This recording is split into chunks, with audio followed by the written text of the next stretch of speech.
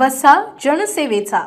शेतकऱ्यांची लूट करून विनापरवाना शेतमाल खरेदी करणाऱ्या धनदांडग्या अडत्यांविरोधात अखेर सहकार प्रशासनाने आक्रमक भूमिका घेतली असून चिखली कृषी उत्पन्न बाजार समिती MIDC परिसरात मोठी धाड टाकण्यात आली।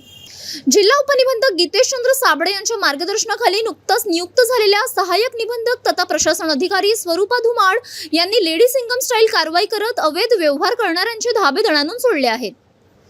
दिनांक 15 मे 2026 रोजी प्राप्त झालेल्या कैलास शर्मा यांनी दिलेल्या तक्रारीनंतर सहकार विभागाचे विशेष पथक 18 संशयित व्यापाऱ्यांच्या तपासणीसाठी मैदानात उतरले। यावेळी अनेक व्यापाऱ्यांची दुकाने बंद आढळली तर काही व्यापारी कारवाईच्या भीतीने फरार झाल्याची चर्चा बाजार समिती परिसरात रंगली। नियमबाह्य शेतीमाल खरेदी करणारे व्यापारी पंकज कोठारी, संदेश जैन, जय अग्रवाल या 3 व्यापाऱ्यांची तपासणी केली असता त्यांनी अर्धवट माहिती दिली असून त्यांच्या विरोधात मोठी प्रशासकीय कारवाई होण्याची दाट शक्यता व्यक्त केली जात आहे। तपासणी दरम्यान काही व्यापाऱ्यांकडे परवाना मुदत संपलेला असतानाही शेतमाल खरेदी सुरू असल्याची प्राथमिक चौकशीत समोर आल्याने प्रशासन अधिक सतर्क झाले आहे।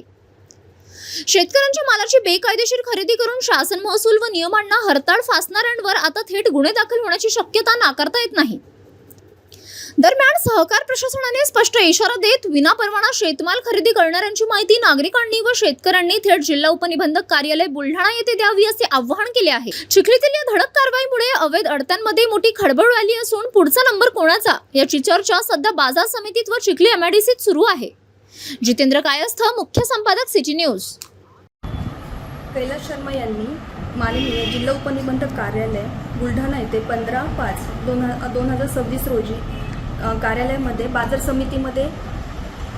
समितीमध्ये चाललेला अवैध परवाना प्रकारचे आपल्या बुलढाणा जिल्ह्यामध्ये विनापरवाना हमीभावाखाली अवैध खरेदी विक्री ज्या कृषी उत्पन्न बाजार समिती क्षेत्रामध्ये होत असल्यास त्यांनी तात्काळ जिल्हा उपनिबंधक कार्यालय यांच्याशी संपर्क साधावा। तक्रारीच्या अनुषंगाने माननीय जिल्हा उपनिबंधक गीतेशचंद्रजी साबळे सर यांनी विनापरवाना हमीभावाखाली जे अवैध खरेदी विक्री चालली होती त्या अंतर्गत चौकशी समिती नेमलेली आहे। त्या चौकशी पथकाचे प्रमुख म्हणून माझी नियुक्ती करण्यात आली होती। तसेच माझ्यासोबत योगेश घुसळकर सर आणि दिलीप बोंडे सर यांची नियुक्ती करण्यात आली होती। त्या अनुषंगाने आम्ही चिखली कृषी उत्पन्न बाजार समिती यांच्या कार्यक्षेत्रात धाड केली। त्या अंतर्गत आम्हाला 18 जणांवर आम्ही कार्यवाही करण्यासाठी गेलो होतो। त्यापैकी आम्ही 3 जणांवर कार्यवाही केलेली आहे।